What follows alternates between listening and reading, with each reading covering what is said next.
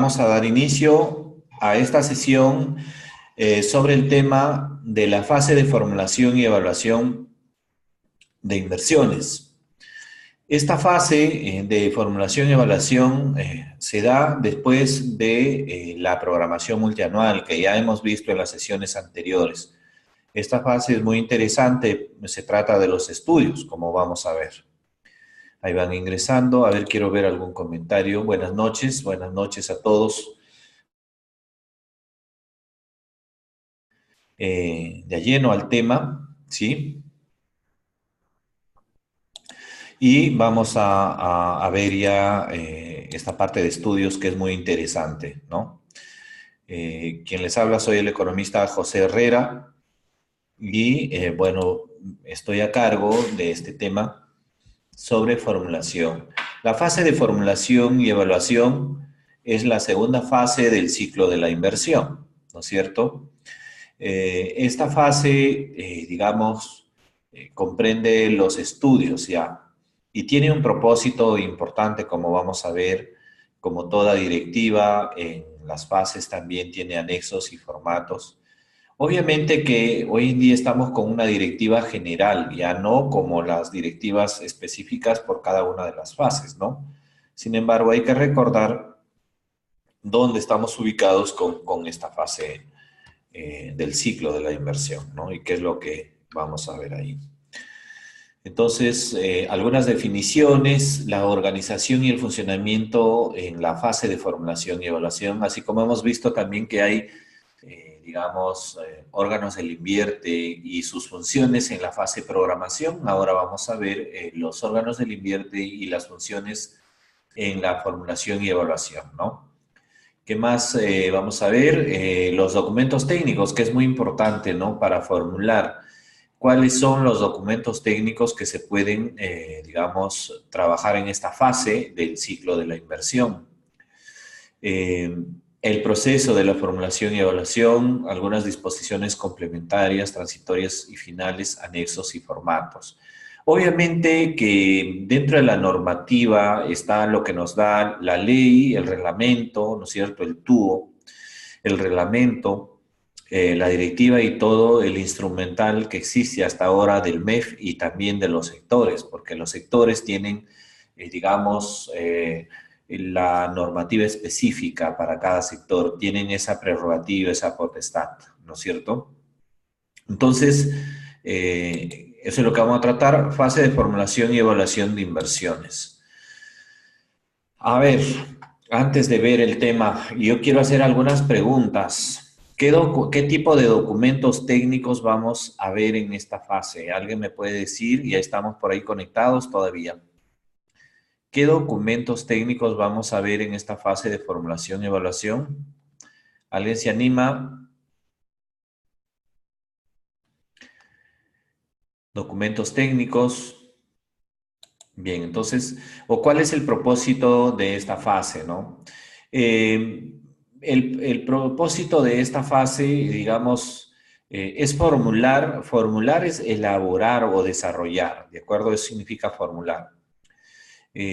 La formulación de aquellas propuestas de inversión, ¿no es cierto? Propuestas de inversión necesarias para alcanzar las metas establecidas en el PMI. En el PMI podemos establecer proyectos de inversión o tal vez las IOR, ¿no es cierto? ¿Qué son IOR? Es las siglas de las inversiones de optimización, ampliación marginal, reposición y rehabilitación. Es el nombre de las inversiones que no son proyectos de inversión pública. Entonces, hoy en día tenemos proyectos de inversión y las COR o las inversiones no PIP o las inversiones de optimización, ampliación marginal, reposición y rehabilitación. ¿De acuerdo? Entonces, esta fase comprende la formulación de estas propuestas de inversión que están comprendidas en la cartera de inversiones o en el programa multianual de inversiones que hemos visto en la fase anterior. Y esta evaluación de estas propuestas, digamos, se da sobre la pertinencia de su ejecución, debiendo considerarse recursos para la operación y el mantenimiento de la inversión y las formas de financiamiento. Es decir, aquí en la formulación se tiene que evaluar digamos, la pertinencia de ejecutar esas inversiones. ¿Es conveniente o no es conveniente que se ejecute la inversión? ¿Es conveniente desde el punto de vista del Estado, de la sociedad en su conjunto? ¿Es conveniente, digamos, para la población? Y en ello comprende la evaluación, digamos, del planeamiento técnico que considera estándares de calidad y niveles de servicios aprobados por el sector o por los sectores, ¿no es cierto? El análisis de rentabilidad social, es decir, las condiciones de sostenibilidad y su contribución al cierre de brechas. En otras palabras, en esta fase lo que vamos a revisar y contrastar es si se dan las condiciones o no por el momento en proyectos de inversión, las condiciones de viabilidad de un proyecto. ¿Y cuáles son las condiciones de viabilidad de un proyecto? Son tres. Uno, si contribuye al cierre de brechas, en otras palabras, es pertinente la inversión en relación a las políticas nacionales, regionales y locales o a los instrumentos, se alinea con los instrumentos estratégicos, contribuye al cierre de brechas, una de las condiciones. La segunda, si es rentable o no socialmente, es decir, si los costos de implementación de la propuesta o de ese proyecto de inversión, si los costos, digamos, son menores a los beneficios que se formulan. Porque si los costos son más altos que los beneficios, entonces no vale la pena invertir, ¿no es cierto? Le cuesta más al Estado invertir que lo que va a generar la inversión como rentabilidad. Y la última condición es la condición de sostenibilidad. Si lo que nosotros invertimos e implementamos puede generar un flujo permanente de servicios y beneficios para la ciudadanía, por lo menos en el horizonte de evaluación o de vida útil del proyecto. ¿De acuerdo? Entonces, es como cuando un privado quiere ejecutar un proyecto y lo primero que quiere saber, porque va a invertir su dinero, es si es rentable o no es rentable ese proyecto. ¿Para quién? Desde el punto de vista privado, para el inversionista, ¿no es cierto? El inversionista está preocupado si le va a rentabilizar su inversión o no le va a rentabilizar. ¿En qué etapa del ciclo de la inversión se evalúa si es rentable o no es rentable? En la formulación y evaluación. Ahí vemos el estudio, si es rentable o no la inversión, etcétera. Si no es rentable, no se declara viable el proyecto. Si no es rentable y si no, digamos, es conveniente, se puede rechazar el proyecto. ¿De acuerdo? Entonces, es fundamental el propósito que tiene la formulación y evaluación. Algunas definiciones de importancia para poder seguir el tema. A ver, definiciones. Inversiones, en este caso, ¿qué son inversiones? Quisiera distinguir las inversiones, por favor, quiero que lo tengamos claro, ya, eh, lo que es inversión del concepto de, eh, digamos, de gastos de operación y de mantenimiento, ¿sí? Las inversiones son intervenciones temporales y comprenden las siguientes inversiones. Vamos a hablar, en este caso, de proyectos de inversión y tal vez de inversiones IOR o inversiones no PIB. Se diferencian del gasto corriente porque estas inversiones, primero que son temporales y no permanentes. En cambio, el gasto corriente o los gastos de operación y mantenimiento son permanentes, son actividades que el Estado tiene que asumir todos los años, como planillas, por ejemplo, combustibles, gastos, ¿no? De funcionamiento. Eso es permanente y eso es obligatorio, ¿no? El tema del mantenimiento también. Pintado, limpieza, etcétera. Planilla, insumos, materiales, lo que es necesario para que se produzcan los servicios de manera corriente y permanente.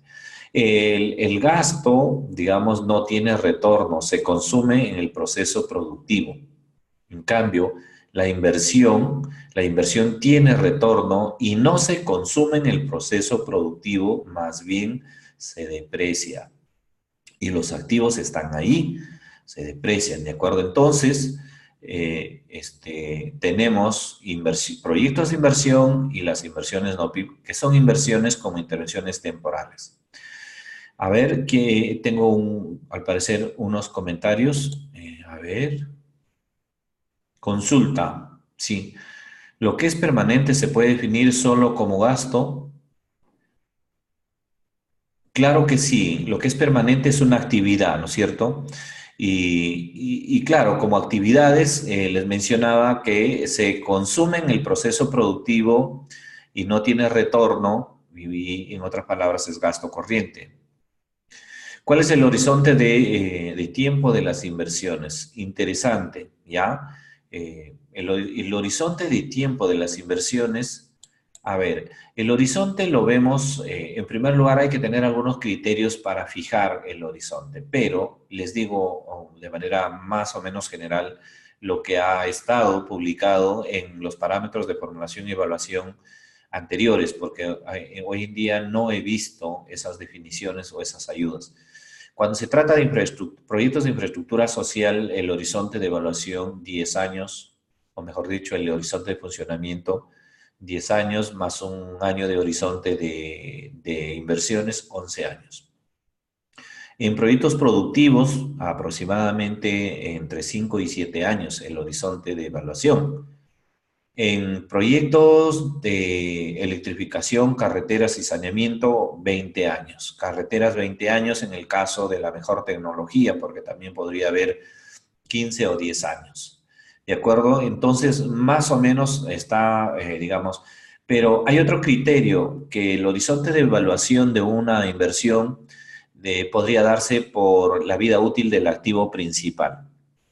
Si hay un activo que, por ejemplo, vale el 70% de la inversión, pues bien vale la pena que el horizonte sea la vida útil de ese activo, porque culmina el activo, pues ya debería culminar el proyecto también, ¿no? Sería muy caro reponer ese activo, digamos, si vale 10 años o 7 años, ¿no es cierto? Sería algo así más o menos. Pero ¿en qué estábamos? Estábamos en la definición de las inversiones, ¿de acuerdo? Entonces, distinguiendo lo que es inversión y no inversión. El gasto corriente,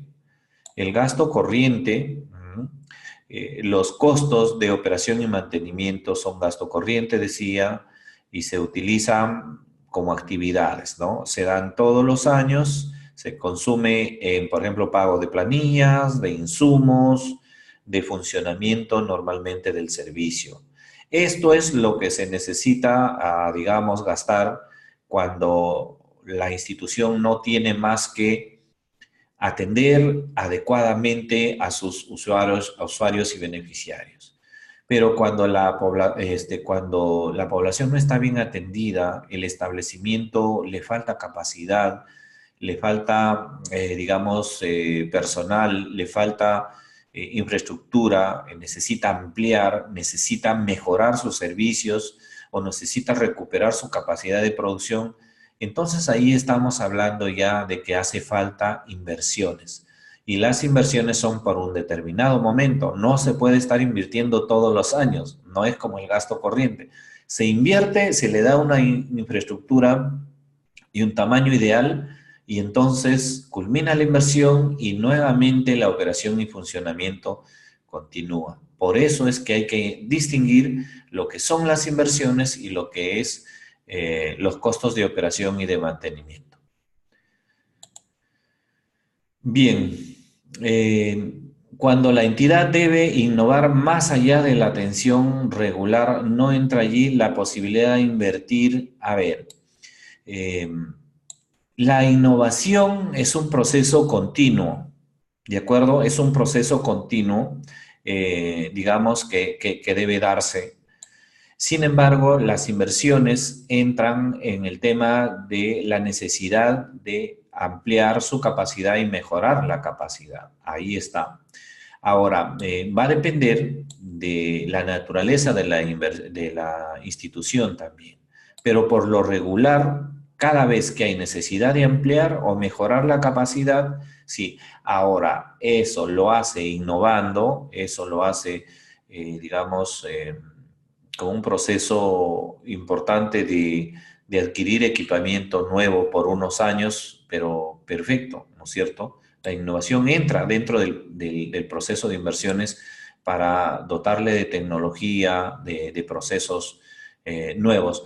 Pero ojo, eso se sale del marco de la mejora continua, que son procesos permanentes como actividades que deben tener y las instituciones lo tienen, digamos, a nivel de funcionamiento institucional en la parte de organizacional, y el otro es la parte de inversiones, ¿no? Para invertir en capacidad y calidad.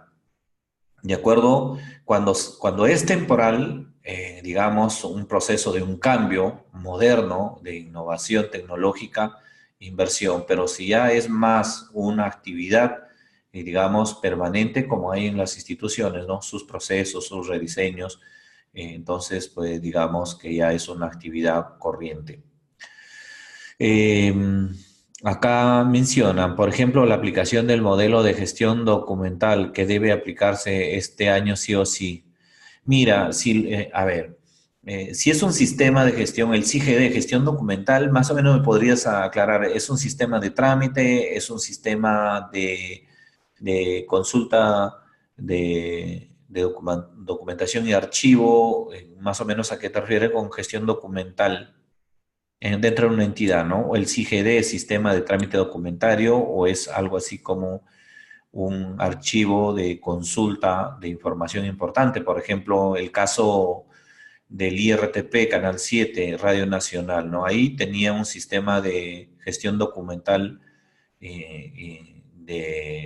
digamos, fonográfica y audiovisual, ¿no? Todo el archivo de la televisión y radio histórica a través de un sistema de consulta y a través de un sistema de bibliotecas robóticas. Claro, ahí se hizo un proyecto de inversión para implementar ese sistema, pero si por ahí se hacen algunas innovaciones, y las innovaciones pueden estar mencionadas como cambios de procesos o procesos nuevos, ¿no? De rutinas rápidas que dan, de alguna manera caracterizan mejor y facilitan la gestión, ¿no? A ver,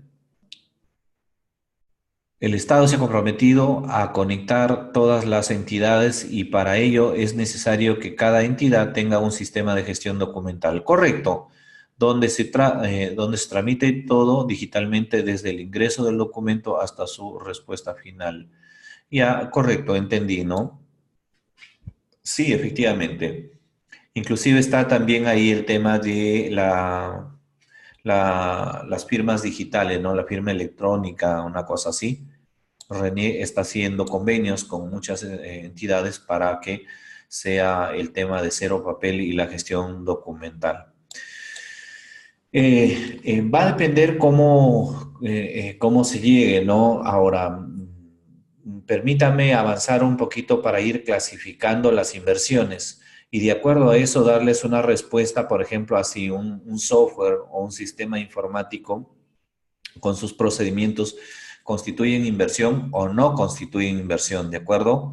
Creo que avancemos un poquito y lo vamos a ver. Efectivamente, ¿no? La interoperabilidad entre entidades también, que es un tema de gobierno electrónico, también el gobierno electrónico y la consulta, evitar solicitar el DNI cuando realmente puedes consultarlo en el sistema, ¿no es cierto? La simplificación administrativa y un conjunto de herramientas de innovación del Estado, ¿no?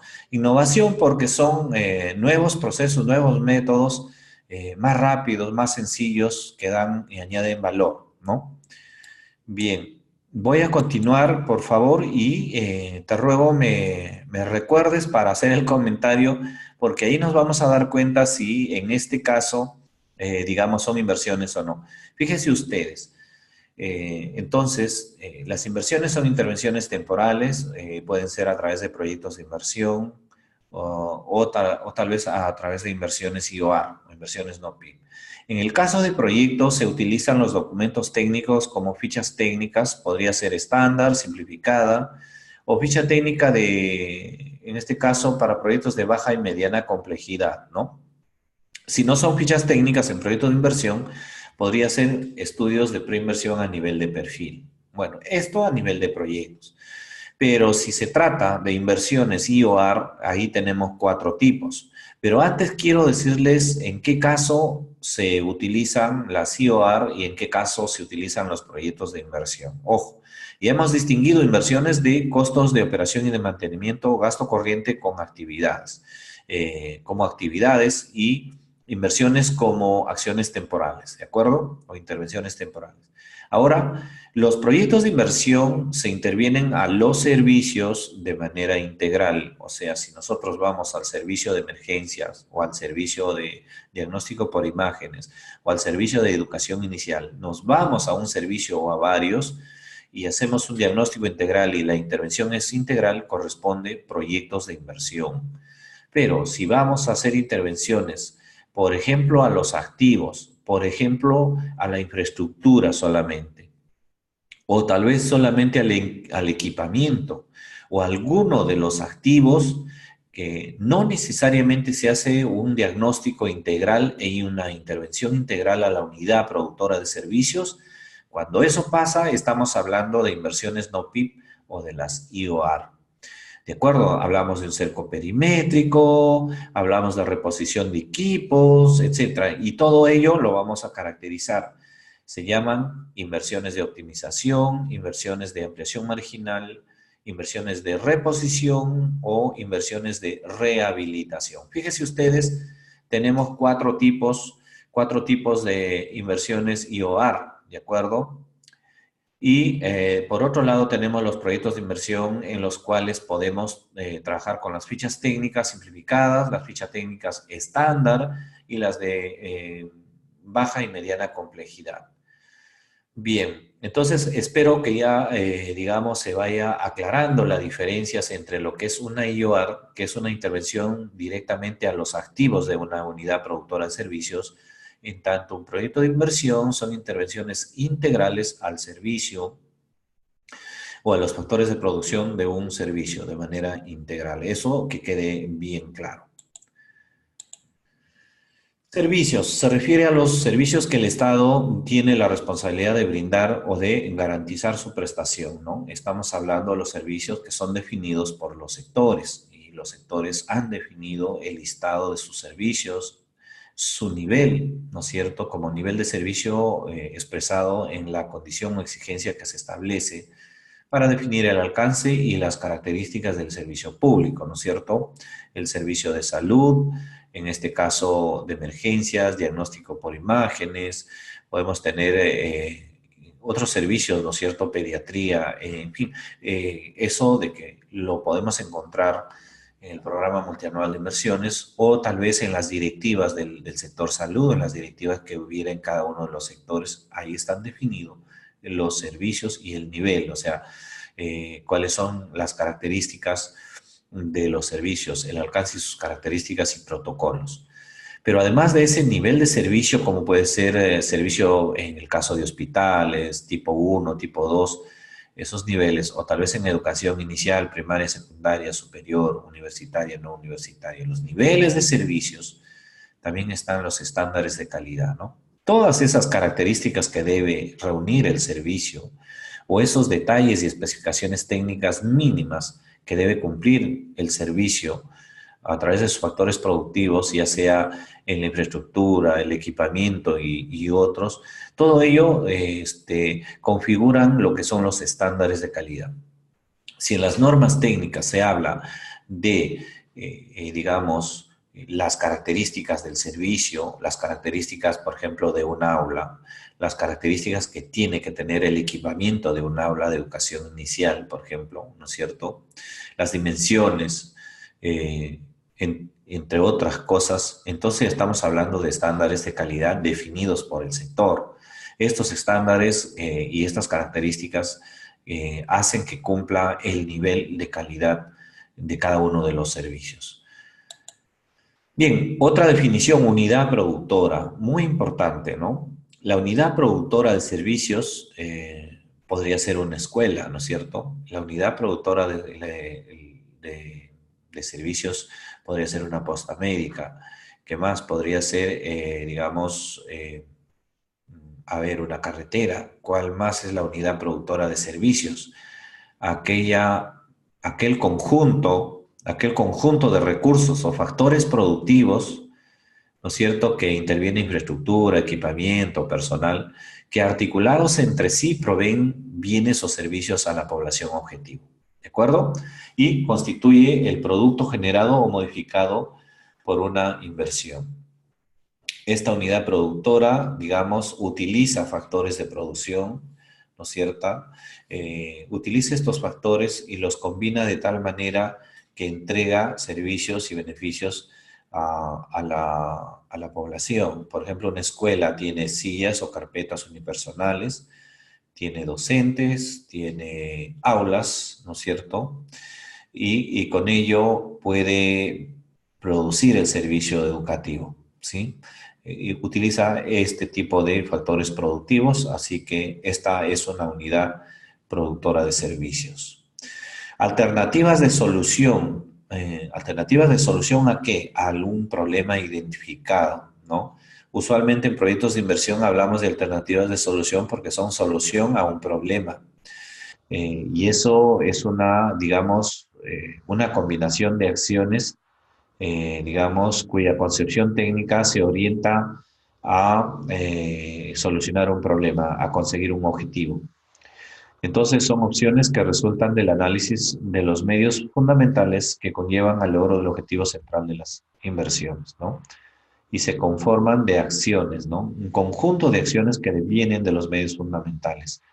Que eso en el curso de formulación y evaluación lo presento, de cómo es, digamos, la identificación del árbol de problemas, el árbol de objetivos, los medios fundamentales y las acciones, ¿no? A partir de ahí, la combinación y cómo se elaboran o tal vez cómo se identifican las alternativas de solución a un problema y por lo tanto son alternativas de proyectos que evaluar en adelante.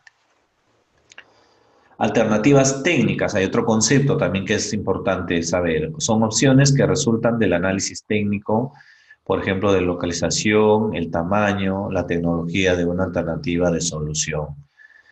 Bueno, eso cuando uno analiza, digamos, las acciones necesarias que te facilitan la implementación de un medio fundamental, nos vamos a dar cuenta cómo es que aparece una alternativa técnica, ¿de acuerdo? Pero estos son conceptos que más adelante se van a aplicar o tal vez cuando tengamos que elaborar ya los proyectos a nivel de ficha técnica y más precisamente a nivel de perfiles.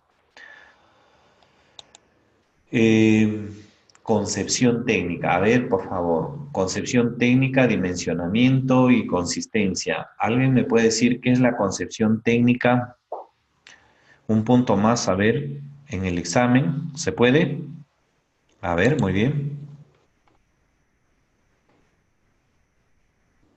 ¿Alguien se anota qué es la concepción técnica? ¿Me escuchan? A ver, voy a ver quiénes están por aquí.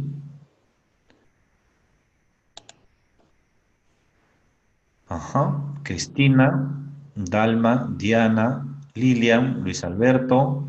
A ver, ¿quiénes se anotan? Concepción técnica. Tiene que ver con las alternativas. Por supuesto que tiene que ver con las alternativas de proyecto, pero ¿qué es la concepción técnica? A ver, dice, ¿cómo elegir un modelo de ingeniería para un puente? A ver, solución con la que se busca lograr el objetivo central del proyecto. Está correcto, pero poquito más detállalo. A ver, solución con la que se busca lograr el objetivo central del proyecto. Detállalo un poquito más, ¿puedes? Cuando uno hace el análisis del árbol de objetivos, va a trabajar con los medios fundamentales que son la base del árbol, ¿de acuerdo? Y por cada medio fundamental, ¿no es cierto? Por cada medio fundamental vamos a definir acciones que hacen realidad o concretizan en la realidad cada uno de los medios fundamentales. Esas acciones que se definen, ¿no es cierto? Esas acciones que se definen y esa combinación de acciones que se definen en los medios fundamentales digamos, conforman una alternativa de solución, todo ese conjunto de acciones que conforman una alternativa de solución para lograr ese objetivo, conforman la concepción técnica del proyecto, ¿no? Entonces, sí, efectivamente, solución con la que se busca lograr el objetivo central del proyecto. ¿Mm? Pero así detallándolo un poco más para, digamos, tenerlo más claro. A ver, aquí está. Concepción técnica se refiere a la alternativa de solución con la cual se busca lograr el objetivo central de la inversión, acorde con la evaluación técnica económica realizada. ¿De acuerdo? Entonces, esta alternativa tiene un conjunto de acciones que justamente apuntan a lograr el objetivo central del proyecto. ¿Sí? Entonces, obviamente que van a haber dos o tres alternativas de proyecto y cada una tiene una concepción técnica definida, ¿no es cierto? Alguna alternativa puede estar localizada en el punto A y la otra alternativa puede ser localización en el punto B. Alguna alternativa puede decir tecnología 1 y la otra alternativa tecnología 2 y la siguiente alternativa tecnología 3. Se dan cuenta que todo eso suma para la concepción técnica. ¿Mm? Su ejecución permite lograr la meta de producto asociada al cierre de brechas en PMI, ¿no? Entonces está claro que cuando esta concepción técnica se define en las alternativas, la idea es que cuando se ejecute el proyecto, justamente se respete esta concepción técnica, porque es, digamos, la concepción, el diseño del proyecto que se quiere implementar en la realidad. Y eso se hace a través del expediente y la ejecución del proyecto. Entonces, ¿qué hay que hacer? Hay que cautelar esa concepción técnica, porque si se cambia la concepción técnica, va a cambiar el objetivo del proyecto. Y si cambia el objetivo del proyecto, ya es otro proyecto y ahí sí van a haber dificultades, como más adelante vamos a ver con el tema de las modificaciones. ¿Ya? Muy bien, ¿qué más tenemos? Dimensionamiento. ¿Qué es el dimensionamiento? ¿Mm? ¿Y de dónde viene a ver, de dónde viene el dimensionamiento? Condición por la cual el tamaño o capacidad de producción de la inversión guarda correspondencia con la demanda del bien o servicio dentro de su área de influencia. Excelente. Cuando se hace un estudio, digamos el estudio de mercado del servicio sobre todo, lo que uno busca es ver cuál es la población de referencia, cuál es la población demandante potencial, la que ya está relacionada con el servicio, no sigo con la necesidad del servicio, aquella población que busca el servicio y aquella población que efectivamente toma el servicio. Entonces, estamos hablando, en ese caso, de una demanda. Pero por otro lado está la oferta, ¿de acuerdo? Y por otro lado está el cruce de la oferta y la demanda, y eso se llama brecha, ¿no es cierto? La brecha o el déficit. Esa brecha es la que, digamos, hay que tener en cuenta para poder dimensionar nuestro proyecto. De ahí viene el dimensionamiento. Entonces, esa brecha puede resultar pequeña o grande. Si la brecha es grande, el proyecto, la capacidad instalada, ¿no es cierto?, debiera ser más grande. Y si la brecha es pequeña, la capacidad del proyecto debe ser menor. Entonces, el dimensionamiento del proyecto es una condición por la cual la capacidad de producción de la inversión debe estar acorde con la brecha o demanda del servicio del área de influencia. Y el área de influencia es justamente donde se encuentra la población que se relaciona con el servicio, aquella población demandante potencial, y que mañana más tarde puede acudir y hacer uso de ese servicio. Y aquí hay un concepto adicional que es consistencia. ¿Ya? ¿Por qué estamos viendo estos conceptos? Y es bueno que lo sepamos, ¿de acuerdo? Porque en la formulación vamos a pasar por concepción técnica, por dimensionamiento, vamos a realizar la consistencia entre el expediente técnico y el perfil, la consistencia entre el expediente técnico y las fichas técnicas, es decir, tienen que guardar una relación entre el objetivo del proyecto definido en el perfil y el objetivo del proyecto que considere el expediente técnico. El cronograma del perfil versus el cronograma de ejecución en el expediente técnico, los componentes definidos en el perfil versus los componentes que tiene el expediente técnico, el presupuesto del perfil versus el presupuesto, es decir, los principales parámetros hay que contrastarlos. Y a la hora de ver todos esos componentes y acciones, cruzar y ver si hay consistencia entre el expediente técnico y el perfil. Por lo que la, eh, digamos, la consistencia consiste en la acción por la cual la unidad formuladora corrobora que la concepción técnica permanezca inalterada y que se cumpla con las condiciones de dimensionamiento y viabilidad de la inversión. Eso es lo que hace la unidad formuladora. ¿Para qué? Para que apruebe esa consistencia técnica.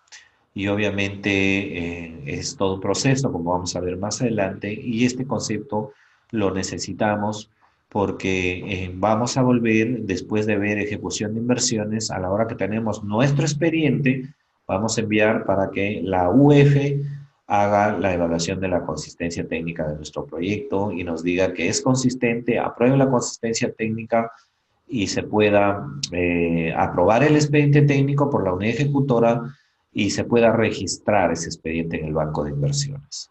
Por eso es importante tener en cuenta estos conceptos, ¿sí? Así como hay, digamos, definiciones importantes técnicas, también vamos a definir lo que es un proyecto de inversión. A ver, ahora vamos a definir lo que es un proyecto de inversión pública, ¿sí? Proyecto de inversión es toda intervención temporal en el tiempo, ¿no es cierto? Tiene un inicio y tiene un fin, intervención temporal.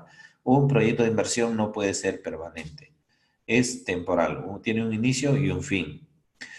Se financia total o parcialmente con recursos públicos, ¿de acuerdo? Puede haber una parte del Estado y otra parte de un privado, en fin, pero por lo menos hay una parte del tesoro público, recursos públicos. Esta inversión está destinada a la formación de capital. ¿Y qué tipo de capital? Varios capitales. Físico, puede ser infraestructura, carreteras, edificaciones, etcétera. Capital humano, desarrollo de capacidades para el personal profesional de las entidades públicas. Capital institucional, cuando se establecen sistemas, cuando se establecen instrumentos de gestión, instrumentos de planeamiento, aplicativos y todo ese tipo de herramientas de gestión para una institución, entonces capital institucional. Capital intelectual en tema de la investigación también puede haber, por ejemplo, el INIA, INIA es el Instituto Nacional de Innovación Agraria, realiza investigación y esa, fruto de la investigación viene el conocimiento.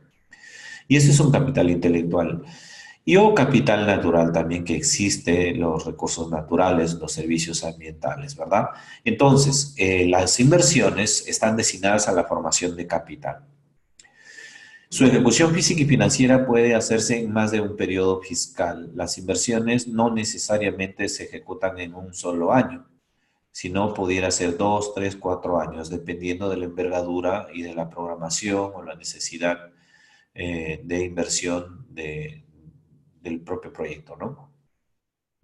Ahora, que tengan como propósito, y es importante esto, que lo vayan distinguiendo, por favor, para que no se confundan con la CIOAR, es que tengan el propósito, la tipología de ¿para qué existen los proyectos de inversión? Para crear servicios donde no existen, donde no hay una escuela, donde no hay escuelas y se requiere. Uno, para crear. Dos, para ampliar los servicios cuando existen y no tienen la capacidad instalada suficiente. Para mejorar el servicio existente cuando no es de calidad y no tiene estándares de calidad. O para recuperar esas capacidades perdidas de los factores de producción de un servicio. ¿Y cuáles son los factores de producción de un servicio? La infraestructura, el equipamiento, los recursos humanos, las tecnologías de información, los instrumentos de gestión.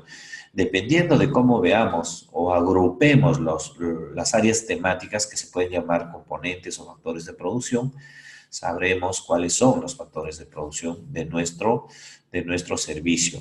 Entonces, las tipologías son para proyectos de inversión y no confundirse. La creación de los servicios, la ampliación de los servicios, el mejoramiento y la recuperación. En algún momento podemos hablar de mejoramiento y ampliación de los servicios. Cuando se ponga nombre a un proyecto, va a depender creación de los servicios de educación inicial cuando no existe una escuela. Ampliación de los servicios de agua para riego. Mejoramiento de los servicios de salud del centro tal, ubicado en tal lugar. Ya ese es otro tema, el nombre, de cómo se da el nombre, que también está definido a la hora de elaborar fichas técnicas o perfiles. Ahí vemos cómo se elabora o cómo se define el nombre de un proyecto también, ¿verdad? Pero estas son las cuatro tipologías o propósitos que tiene los proyectos de inversión, ¿no? ¿Qué más? De ahí viene otro concepto. Fíjense ustedes. Hay dos situaciones, si queremos partir, digamos, a las posibilidades en dos, ¿no? Una, cuando los proyectos son complejos, ¿no es cierto? Y tienen procesos heterogéneos, información no se conoce mucho, hay que estudiar mucho, digamos, recoger información para conocerlo. Y como el proceso es heterogéneo, entonces, digamos que no se puede replicar, cada vez hay que estudiar, ¿no es cierto?, la información del servicio, cada vez investigar. Por lo tanto, digamos, el proyecto es de alta complejidad o de complejidad simplemente, no es muy conocido y estamos hablando de un proyecto de inversión normal, de los que conocemos. Pero si el proyecto tiene un diseño homogéneo del proceso de producción del servicio, que es susceptible a ser replicado, se conoce cuál es el funcionamiento, es muy conocido, como el caso de educación básica regular, ¿no? Como que el sector ha hecho muchísima experiencia, ya sabe la información, se tiene pauteado y definido los parámetros de una escuela inicial, primaria, secundaria, típico en todo lado, tecnología, diseño, servicio homogéneo. Entonces, ahí se habla de un proyecto estándar. Es estándar porque ya es conocido, se puede replicar, tecnología uniforme, y esto, digamos, se puede hablar entonces ya de un PIB estándar. Si es este servicio de educación inicial, primaria y secundaria, si es estandarizable, se puede hablar ya de que podemos trabajar. En vez de un proyecto de inversión que usa perfiles, se podría utilizar fichas técnicas. Entonces, si el servicio es estandarizable, se puede usar fichas técnicas, ¿de acuerdo? Y si no, se puede hablar ya podemos hablar de proyectos de alta complejidad y podemos hablar de estudios de preinversión. Eso grosso modo, porque después vamos a ver, porque hay fichas técnicas estándar en los sectores, también hay fichas técnicas simplificadas y por otro lado también hay de mediana y baja complejidad. Si tuvieran alguna consulta hasta aquí, por favor, algo que no les quede claro, estamos atentos para poder resolver sus consultas. Bien, por favor, estoy atento. Cualquier consulta, me avisan. Bien, un programa de inversión, ¿no es cierto? Está compuesto por inversiones, ya sea por proyecto de inversión o tal vez por IOAs. Un programa de inversión puede estar compuesta por proyectos de inversión o tal vez por IOAs también, que sumen o por ambos, ¿no? Sobre todo proyectos de inversión y pueden ingresar IOAs que acompañen, ¿no? Proyectos piloto, estudios, componentes de administración, gestión, entre otros, ¿no? Por ejemplo, el programa de innovación agraria, el PENIA, tiene dos proyectos de inversión y un componente de gestión institucional o de gestión simplemente, ¿no? Esos tres, ¿no? Por 480 millones de soles, ¿no? Ese es el dato del programa de inversión de innovación agraria. ¿Qué más? ¿Cuáles son sus características? Constituyen intervenciones temporales, al igual que los proyectos, al igual que toda inversión, son inversiones temporales. Son propuestas de solución a uno o varios problemas debidamente identificados. ¿Por qué? Porque cada proyecto de inversión pública soluciona un problema identificado, ¿no? Entonces, se identifica un problema identificado entre la relación usuario y unidad productora, ahí hay un problema y ahí tiene que haber un proyecto, ¿sí?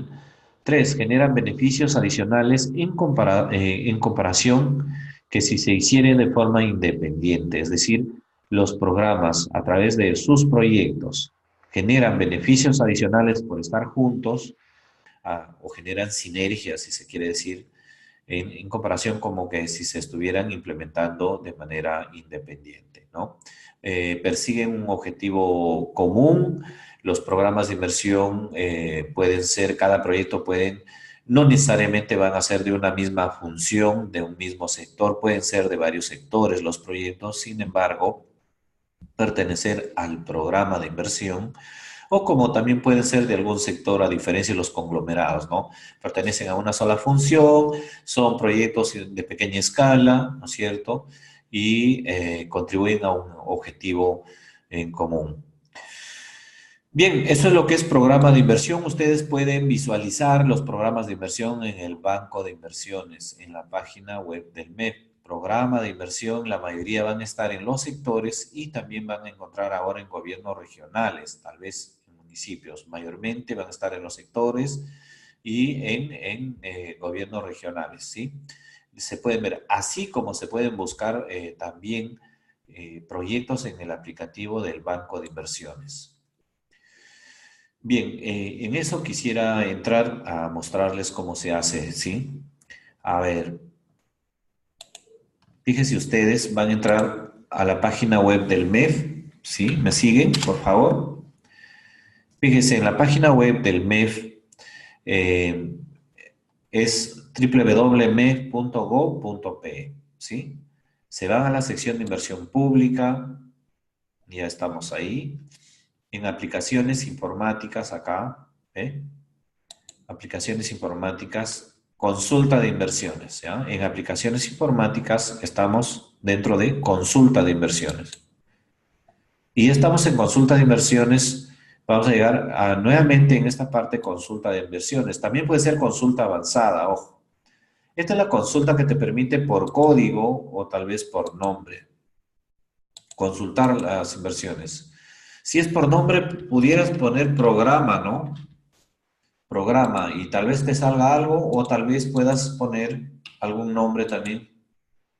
A ver, si solo con programa me sale algo, ¿no?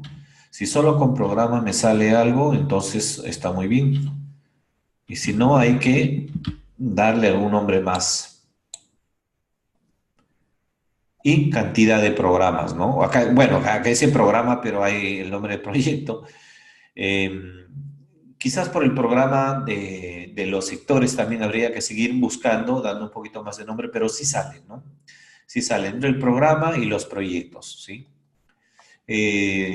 También se puede buscar proyectos, ¿ya?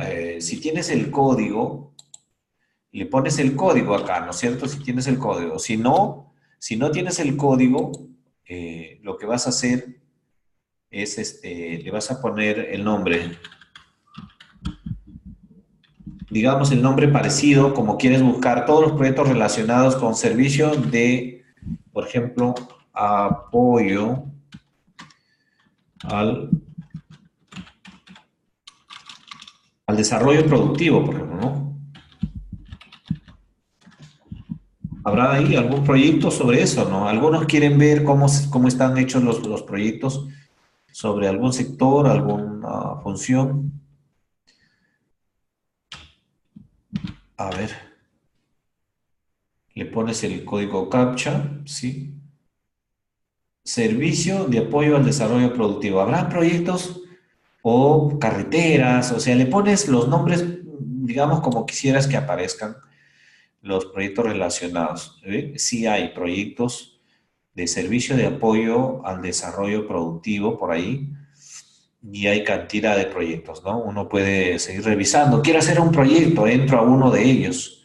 Ahí está el código, por el código entro. Fíjense ustedes, ahí está la ficha. Esta ficha de cada proyecto, ¿no es cierto? Me dice que el PIB está viable. Y esta es la ficha de registro. Hoy en día es el formato 7, ¿no? Antes era el formato 4 de PIB menor, PIB simplificado, PIB menor, ¿no? Ahora es el formato 7 de registro. Pero así lo podemos encontrar, digamos, cada uno se puede buscar más recientes, como sea, ¿no? Entonces, fíjense ustedes, esta es la ficha 3 para perfiles, ¿no? Esta es también ficha de registro. Hoy en día es el formato 7. Y cuando uno quiere buscar ese proyecto, fíjese, su ficha de registro es una ficha resumen del perfil, ¿no es cierto? Que hay que llenar e ingresarlo. ¿Quién lo hace? La unidad formuladora. Pero fíjese ustedes, lo importante que a partir del 2010, 2011, se dio el tema de la transparencia y acá están los documentos de viabilidad, fíjense ustedes, están pestañeando arriba en la parte superior, documentos de viabilidad, ¿sí? Y si uno ingresa a los documentos de viabilidad, va a encontrar acá, fíjense ustedes, quiero darle un poquito más de pantalla para que ustedes vean. Fíjense ustedes acá. Acá está el TDR con el cual se contrató al consultor para que elabore el perfil. Acá en el numeral 2 está el documento de aprobación o informe de aprobación del TDR. Acá en el 3 está el estudio de preinversión, el documento perfil si se quiere.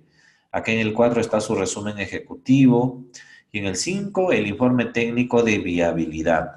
O sea que ustedes pueden ver más o menos los ejemplos que hay en el banco de inversiones. En el banco de inversiones hay un conjunto de ejemplos que te pueden servir para ver, por lo menos para ver eh, cómo están hechos los proyectos. Ojo, no es que ustedes tengan que copiar porque son los mejores proyectos, no, ahí pueden encontrar de todo, pero sí van a tener una referencia de cómo se ha hecho y se ha declarado viable. Si ustedes quieren tener seguir algún tipo de proyectos, hágalo de los proyectos grandes, lo de los sectores, por ejemplo, que han tenido supervisión, revisión, que han pasado por un filtro más o menos riguroso para que lo tomen como ejemplo. Si bien es cierto, quizás no hagan proyectos tan complejos, pero por lo menos van a ver el nivel de rigurosidad, ¿verdad?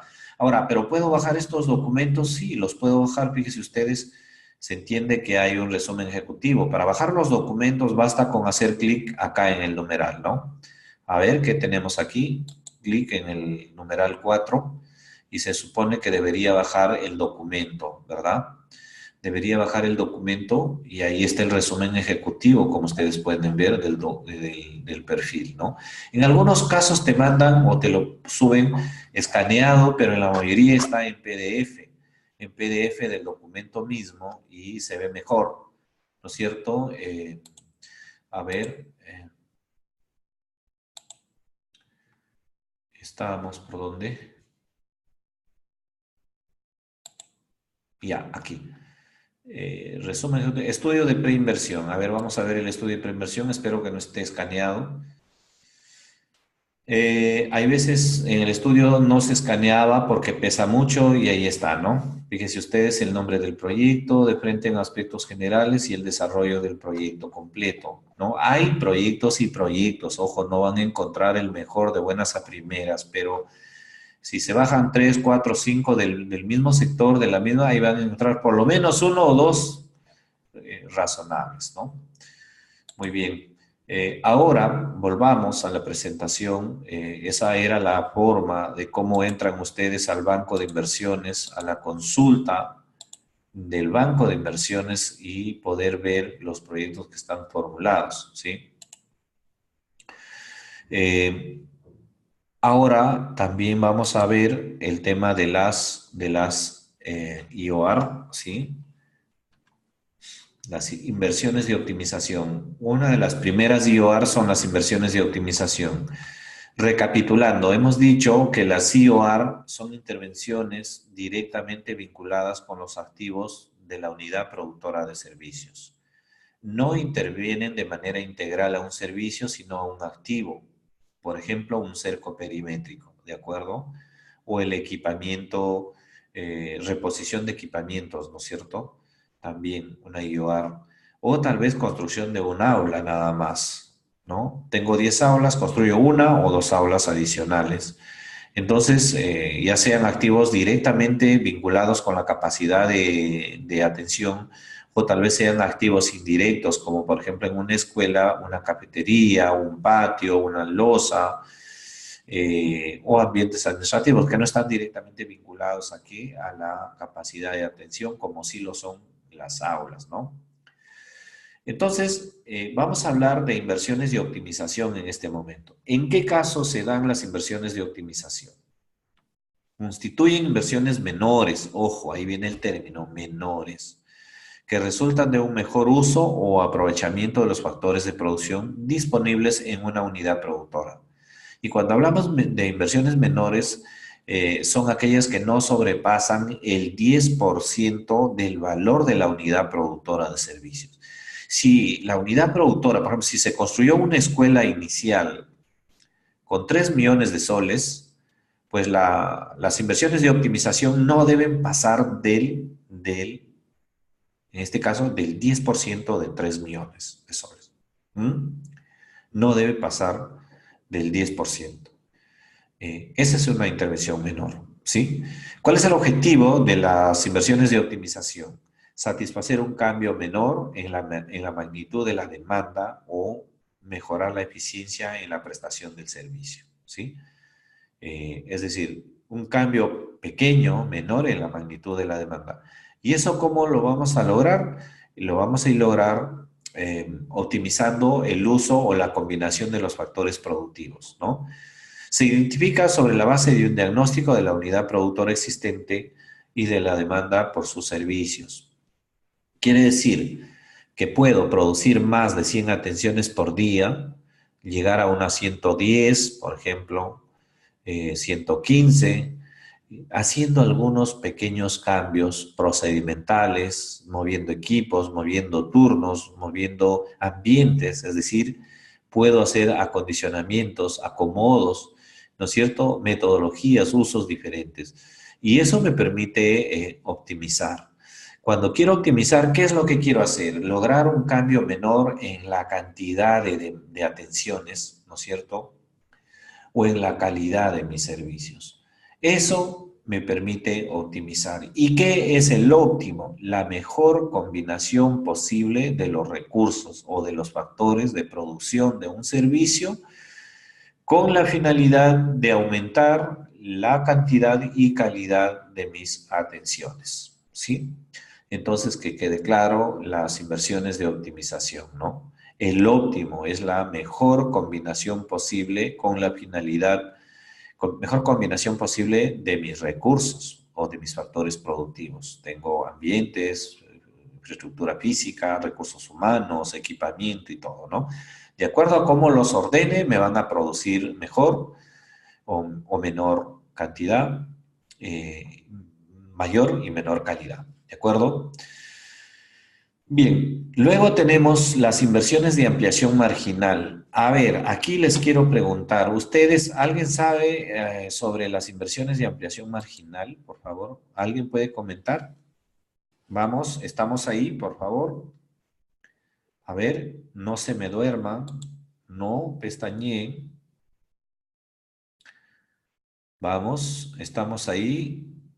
¿Alguien de ustedes, Luis Alberto, Lilian, Diana, alguien tiene idea de lo que son inversiones de ampliación marginal? ¿Algún ejemplo? ¿Alguna idea? ¿Mm?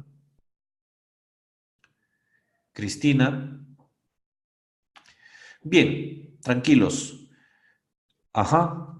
Resolver. A ver, ¿dónde estamos? Mínima. Marginal, claro, podría ser, ¿no? Podría ser como mínima, pero el término de mínimo en la optimización no, como que nos cambió el concepto, ¿no? Pero sí es una digamos, ampliación marginal, refiere a que es pequeña también, ¿no? Pero ya se acuñó el término de marginal. ¿Algún ejemplo? Bueno, no se preocupen, que para eso estamos, ¿sí? Bien, a ver. Dentro de las inversiones de ampliación marginal tenemos cuatro conceptos. Ampliación marginal del servicio. Hay una ampliación marginal del servicio. Ojo.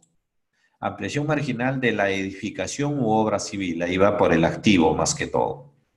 Y el primero va por el servicio. Todavía no defino cada una. Ampliación marginal para la adquisición anticipada de terrenos. Ojo que el tema de terrenos en la normativa anterior estaba en la optimización, ahora está en ampliación marginal. En efecto, la compra de un terreno incrementa el valor de los activos del Estado y debe estar en ampliación marginal, me parece bien. Y lo último, ampliación marginal por liberación de interferencias. ¿De acuerdo? Estos son los cuatro tipos de ampliaciones marginales que la normativa actual contempla. ¿A qué se refiere las inversiones de ampliación marginal en el caso de ampliación marginal del servicio? Tiene que ver con la capacidad de producción del servicio. A ver, inversiones que incrementan la capacidad de producción de una unidad productora hasta un 20% en caso de servicios relacionados a un proyecto estandarizado por el sector, ¿no? Escuelas, podría ser lo que están estandarizados y tienen ficha estándar, ¿sí? Entonces, si tengo 10 aulas en una escuela, podría, mediante esta modalidad, este tipo de inversión de ampliación marginal, podría construir 2 aulas más y equiparlas, ¿no? O sea, construir infraestructura, ponerle el equipo y todo lo que sea necesario para que funcione la escuela, esas 2 aulas, ¿no? Por un 20% de capacidad. Entonces, lo podría hacer con inversiones de ampliación marginal. Entonces, si es proyecto, va por, digamos, una forma de elaborar, ¿no es cierto? Con fichas técnicas o perfiles. Pero si es IOR, iría con el formato 7C, que también les voy a mostrar en su momento, ¿ya? Entonces, ¿qué hay que hacer acá? Hay que registrar, en ambos casos se registran, es proyecto, idea de proyecto. Si es IOR, idea de IOR. ¿Ya? El 5A, el 5B. Son formatos. Pero si es IOR, también hay que, en la fase de formulación, hay que elaborar el formato 7C para IOR. Y en proyectos hay que elaborar las fichas técnicas y los perfiles. Muy bien, todavía no ahondamos ahí, poquito a poco. La primera ampliación marginal, que es marginal del servicio, son inversiones que incrementan la capacidad de una unidad de producción hasta en un 20%. Si tiene 10 consultorios, el centro médico, puedes hasta 2 consultorios construirlos y equiparlos bajo esta figura de ampliación marginal. Y ya vamos a ver cómo se da el tratamiento, en este caso, el tratamiento de la CIOR, que son procesos más simples para poderlos registrar y elaborar y llegar rápidamente al expediente técnico también. ¿De acuerdo? Muy bien, esa es la ampliación marginal del servicio. Lo que se pretende es incrementar hasta un 20% o se pudiera incrementar hasta en un 20% si uno quiere. Puede ser 10%, 5% y usar la figura de la ampliación marginal, ¿sí? Pero, ¿qué es la ampliación marginal? El concepto general es que incrementa el valor de los activos del Estado. En todos los casos se incrementa el valor de los activos del Estado. Por eso es ampliación marginal, en este caso es del valor del activo del Estado en general. Y solamente en un caso está referido a la cantidad de producción, pero igual incrementa el valor del activo porque has construido nuevas aulas o porque estás incrementando la capacidad de producción del servicio. En todos los casos, transversalmente, se incrementa el valor de los activos del Estado y eso es lo que le dice o lo define como ampliación marginal. Por otro lado, ampliación marginal de edificación u obra civil.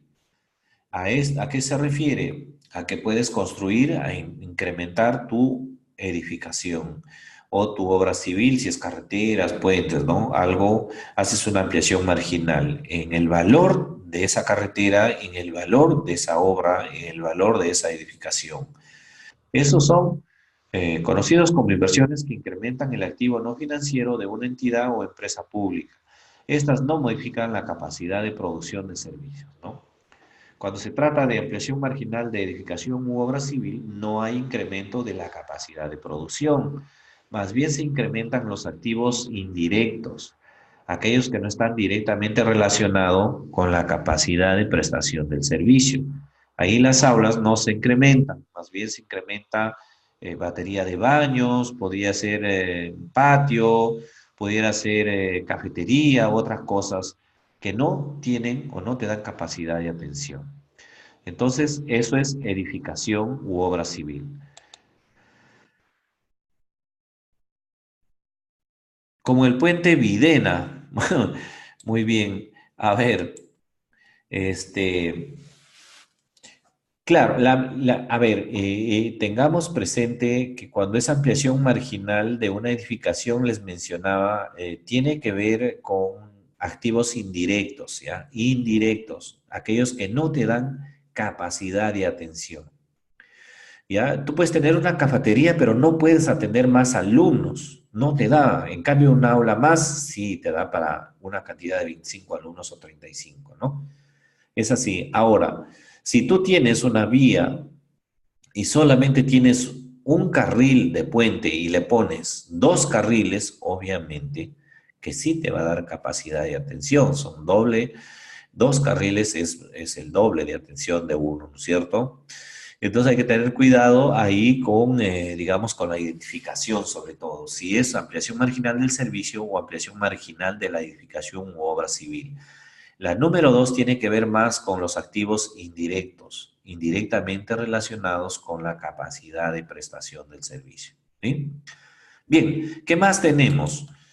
Eh, la 3, ¿no es cierto? En la 3, ampliación marginal para la adquisición anticipada de terrenos. Intervenciones que se derivan de una planificación del incremento de la oferta del servicio y que está, digamos, previsto en el marco del PMI, el Programa Multianual de Inversiones. Se tiene que planificar el incremento de la oferta, ¿no es cierto?, de un servicio y de acuerdo a eso, esta adquisición de terrenos debe cumplir con las normas técnicas de construcción y ampliación de edificaciones u obras civiles públicas.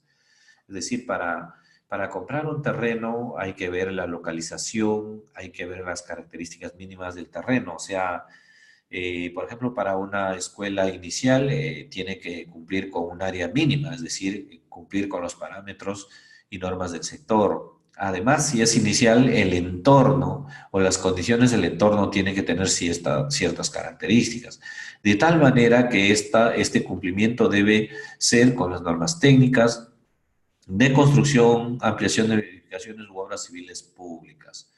Siendo así, ya se puede, digamos, planificar en la oferta y luego adquirir ese terreno. Pero en el caso de terrenos, en este caso de IOARs, de adquisición de terrenos, hay que tener cuidado porque estos terrenos tienen que cumplir con las normas técnicas del sector y del servicio que se va a implementar en dimensión, en parámetros, coeficiente de edificación, eh, otra cosita, accesibilidad o factibilidad de servicios de agua, luz, etcétera. Todas estas cosas las debemos tener presente. Luego, tener un valor cierto para planificar su adquisición con tasaciones oficiales, tener alternativas, actas de compromiso y una serie de condiciones para poder adquirir un terreno con estas condiciones. Pero se llama ampliación marginal para la adquisición anticipada de terrenos y se puede invertir aquí, se puede invertir. Una cuarta, denominada ampliación marginal por liberación de interferencias. Fíjense ustedes que cuando tienen un proyecto que van a implementar, el Estado va a implementar un proyecto que luego va a ser concesionado, una APP, o un proyecto en general, un proyecto de inversión pública, pero digamos, en el terreno, pues por ahí pasan redes eléctricas o cables de, digamos, de luz, o mejor dicho, de teléfono, o tal vez redes de saneamiento, etcétera. Entonces, lo que hay que hacer es liberar a ese terreno de las interferencias, ¿no es cierto? Dejar libre el paso, libre el terreno para que se pueda ejecutar el futuro proyecto de inversión pública o tal vez la APP, ¿no? Entonces, a esta categoría o tipología de IOR se llama ampliación marginal por liberación de interferencias, ¿no? La idea es que el futuro proyecto tenga una implementación rápida. Se ha visto que las APPs, por el caso de electricidad u otras, han tenido muchos problemas porque una vez que han sido concesionadas para ejecutarlas, han tenido mil de problemas para liberar las interferencias y eso quita rentabilidad, genera controversias con el Estado y todo. Mejor hay que invertir un poco como inversión de ampliación marginal y dejar todo libre, ¿no? Y se valoriza, por ejemplo, comprar una casa a valor de terreno, pues lo traemos abajo, dejamos el terreno libre y construimos una escuela. Entonces también se podría invertir en la compra de esa casa para dejar como si fuera un terreno. Si comprar esa casa, se limpia y ya queda como un terreno para una escuela, porque hoy en día tampoco hay terrenos disponibles en las ciudades para las escuelas y se terminan haciendo escuelas o construyendo escuelas pues en lugares complicados, difícil acceso o que no tienen o no reúnen las condiciones mínimas necesarias. Bien, entonces hasta ahora hemos hablado de las cuatro tipologías de inversiones de ampliación marginal del servicio, ampliación marginal de edificación u obra civil, ampliación marginal para la adquisición anticipada de terrenos, ampliación marginal para la liberación de interferencias, ¿de acuerdo? Eh, Luego pasamos ya al tema de inversiones de rehabilitación. O sea, hasta el momento hemos visto inversiones de optimización, inversiones de ampliación marginal, que acabamos de ver. En este momento, inversiones de rehabilitación y luego inversiones de reposición. Esas serían las cuatro IOR o las inversiones no PIB que existen o que han sido definidas por el MEP. ¿Qué son las inversiones de rehabilitación? ¿No es cierto? Constituyen inversiones destinadas a la reparación de infraestructura dañada o equipos mayores dañados para volverlos al estado o estimación original, pero que no implica un incremento de la capacidad de la unidad productora. O sea, en rehabilitación no vamos a ampliar capacidad, solo vamos a reparar la infraestructura dañada o reparar los equipos dañados de una unidad productora de servicios, volverlos al estado original. Rehabilitación de un cerco perimétrico que ha colapsado, por ejemplo, estaría muy bien. Rehabilitación de una camioneta que ha chocado. Rehabilitación de equipamiento, por ejemplo, que ha sido, si no siniestrado, ha colapsado, ¿no? Hay que rehabilitarlo. ¿Y por qué no lo reponemos, no? Que son inversiones de reposición. ¿Por qué no reponemos la camioneta y no reponemos el equipo y nos olvidamos? Ahí viene un concepto, inversiones de reposición. ¿Cuándo se dan inversiones de reposición? Cuando son inversiones destinadas al reemplazo de activos existentes, ya sea equipamiento, mobiliario o vehículo, ¿no? Se repone bienes muebles, no inmuebles. Se repone bienes muebles de una unidad productora de bienes y servicios públicos y aquí viene la llave, cuya vida útil ha culminado.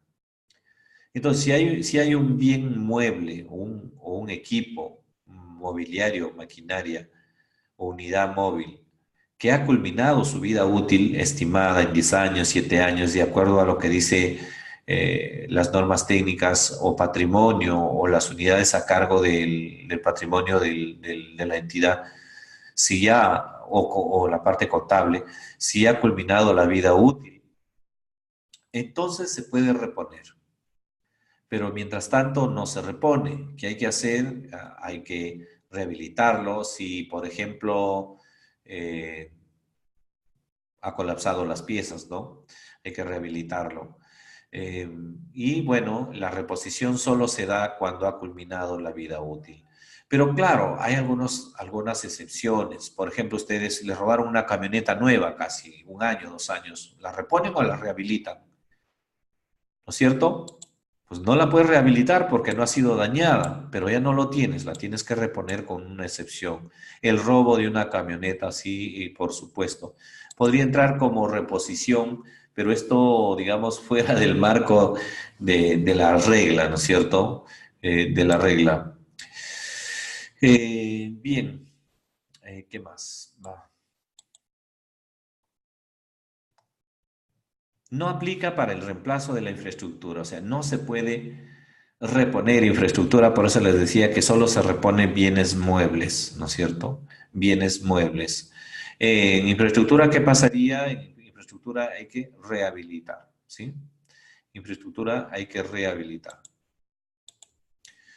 Muy bien, a ver cómo estamos. Organización y funcionamiento de la fase de formulación y evaluación de inversiones. La organización es puntual y vamos a ver que aquí tenemos al órgano técnico normativo de más alto nivel, que es la Dirección General de Programación Multianual de Inversión Pública, la DGPMI. La DGPMI es la más alta autoridad técnico-normativa, ¿no es cierto? Y como autoridad técnico-normativa emite directivas, lineamientos, instrumentos técnicos metodológicos para la formulación y evaluación. No olviden que estamos en la fase de formulación y evaluación. ¿Y quién emite instrumental técnico metodológico para la fase de formulación y evaluación de carácter general? Es el Ministerio de Economía y Finanzas. Pero también los sectores, ojo, pero a nivel específico. Entonces, la DGPMI, digamos, emite ese instrumental, pero además emite y aprueba los contenidos aplicables a fichas técnicas simplificadas y de baja y mediana complejidad y también de los estudios de preinversión, entre paréntesis, perfiles. Emite metodologías generales y parámetros de evaluación, como los parámetros de evaluación del anexo 3 también. Hay que ver que sí son importantes para la formulación y evaluación de los proyectos, ¿no es cierto? Teniendo en cuenta el nivel de complejidad. Emite metodologías para la evaluación a cargo de los sectores sobre la calidad de los proyectos de inversión declarados viables, aplicando metodologías específicas aprobadas por los sectores. Y también realiza muestreos, ¿no? sobre la metodología y aplicación de la metodología sectorial. Supervisa y publica anualmente la calidad y aplicación de la fase de formulación y evaluación mediante muestras. Quiere decir que ingresa al banco de inversiones, revisa cómo están formulados los proyectos y si no están bien hechos, los deshabilita. ¿Para qué? Para que lo vuelvan a revisar. Eso es lo que hace el MEF anualmente, muestrea los proyectos para revisar la calidad de la formulación. La DGPMI también aprueba directivas que regulan el funcionamiento del banco de inversiones, implementa el banco de inversiones y emite opinión respecto a los proyectos de inversión y programas de inversión a ser financiados con deuda. Emite opinión vinculante, exclusiva y excluyente, ¿no? Sobre la fase de formulación y evaluación. Es decir, que lo que diga el MEF es palabra definitiva. Emite metodologías colaborativas con el modelamiento digital para mejorar la transparencia, calidad y eficiencia de las inversiones, ¿no? Solicita a los otros órganos del INVIERTP información que considere pertinente en el marco de esta fase de formulación y evaluación. Y además tiene la función, el MEF, de capacitar y asistir técnicamente en la formulación y evaluación de las entidades sujetas al INVIERTP. Sin embargo, no se da abastos, como ustedes saben, y solamente capacita a uno por cada entidad, 1, 2 o 3 personas. Entonces, siendo tantas instituciones en el territorio nacional, no se da abastos el MEF, ¿no? Y de todas maneras, el tiempo y los costos en una entidad que tiene límites para cumplir con su función.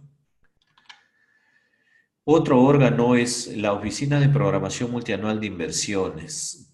¿qué hace en materia de formulación y evaluación la OPMI? Si habíamos dicho que la OPMI hace seguimiento, se ocupa de la fase de programación multianual, pero en formulación y evaluación, ¿qué hace la OPMI?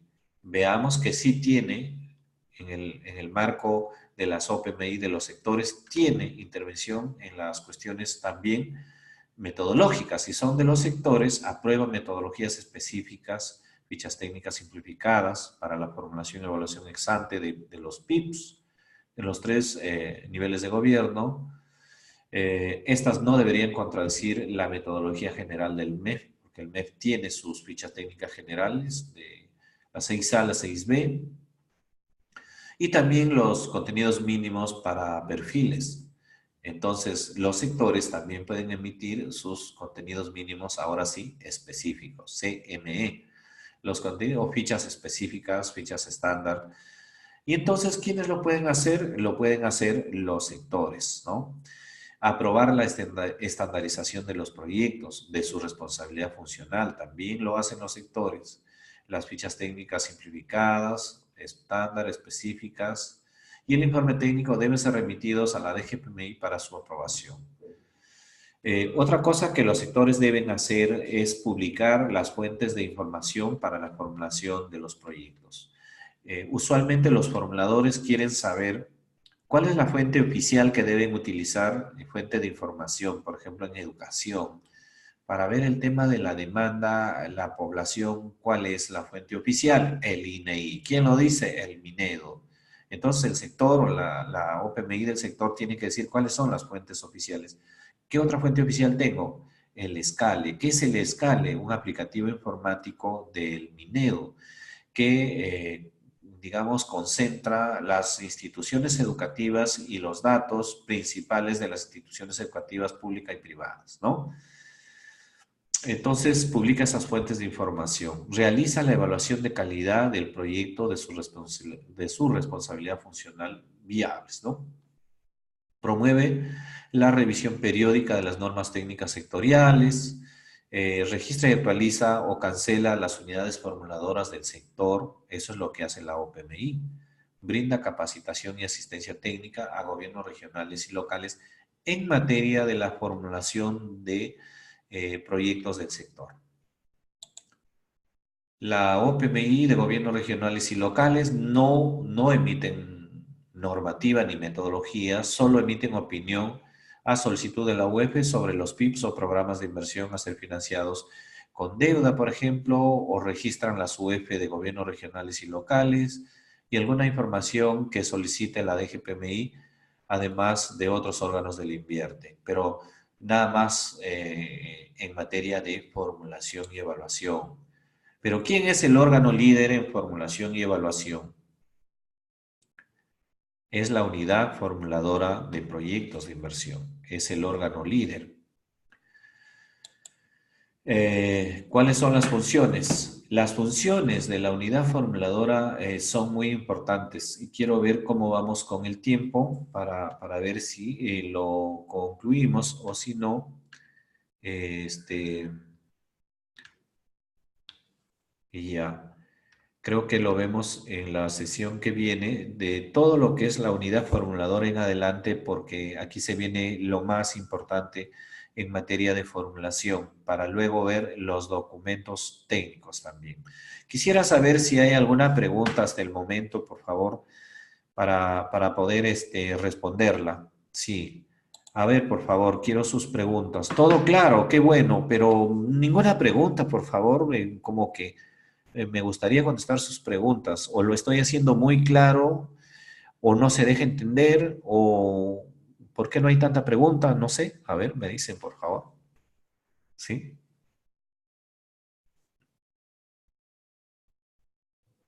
Ajá, muy bien.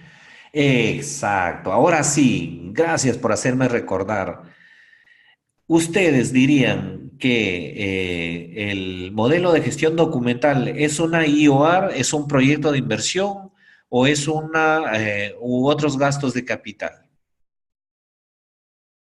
Otros gastos de capital son activos, pero que no pasan por el invierte. No es PIB, definitivamente no es PIB. ¿Por qué razón, si me has entendido? Podría ser IOR. Podría ser, digo, porque luego les voy a explicar algo en la siguiente sesión y les adelanto. A ver, no es PIB, está claramente porque no es una intervención integral en una unidad productora de servicios. O sea, no interviene en infraestructura, no interviene en equipos, en tecnología de información, sí, el sistema. No interviene en recursos humanos, o sea, no es integral. ¿Podría ser una IOR? Podría ser una IOR. Y ahí viene un tema, amigos, que probablemente no se toca en este curso porque es en un curso más especializado el tema de activos estratégicos, que lo veo en el diplomado de fichas, perfiles y expedientes técnicos, que lo dictamos en Grow Corporation, ¿no? Alguno que estuviera interesado lo puede buscar en www.corporaciongrow.com o misproyectosdeinversión.com. Pero les doy un alcance para terminar lo que significan los activos estratégicos, ¿no? Todo lo que es IOR y proyecto de inversión que cierra brechas, entonces es activo estratégico. Siempre y cuando, digamos, su valor sea significativo, el valor de mercado sea significativo. Los sectores deben definir qué valores es significativo. Mi sugerencia es que cuando sobrepasan las 8 UITs, entran a la ley de contrataciones del Estado, entonces es significativo. Entonces, si por ejemplo este sistema informático no sobrepasara las 8 UITs en su valor de adquisición, entonces pasaría como otros gastos de capital. Cualquier equipo, cualquier construcción que no sobrepase las 8 UITs, a pesar de ser IOR, pasa a ser otros gastos de capital. Pero hay otro concepto adicional que por ejemplo, si son activos que conforman soporte o son de apoyo, digamos, en los servicios, también pasan a ser otros gastos de capital, como por ejemplo eh, la, eh, la computadora de la directora en una escuela, ¿no es cierto? Es de apoyo. El tema de los data centers son de soporte, en este caso de tecnologías de información. Inclusive el sistema de trámite podría ser de apoyo, soporte y podría pasar como otros gastos de capital, ¿de acuerdo? Y no ser activo estratégico, de repente no cierra brechas, de repente no es IOR y no es PIB. Por lo tanto, pasa a ser otros gastos de capital. Y entonces no es IOR y no es proyecto de inversión. Se dan cuenta que cada vez analizando el tema, pero ahí necesitamos ver el tema de activos estratégicos, por favor. Los sectores, muy pocos, salud, ambiente y me parece que educación, pero todavía no ha sacado educación, los lineamientos de activos estratégicos. Quien esté interesado en mi libro Normas del Invierte P, tengo el tema de activos estratégicos para que lo puedan revisar. Eh, y en algún curso en el diplomado, como les mencioné, también lo vemos. En ese caso, para ahondar con ejemplos en el tema de, pero muy detallado ya. Amigos, espero que hayan, digamos, satisfecho sus consultas. Cualquier cosita estaremos conversando. La próxima sesión ya son las 9:34. Nos vemos, ¿qué día? El lunes, este lunes. O sea, en 2 días estamos nuevamente retomando la fase de formulación y evaluación, sobre todo las funciones de la unidad formuladora, el órgano líder en esta fase. Gracias a todos, muy amables. Y para la próxima quiero, por favor, mucho más preguntas, ¿sí?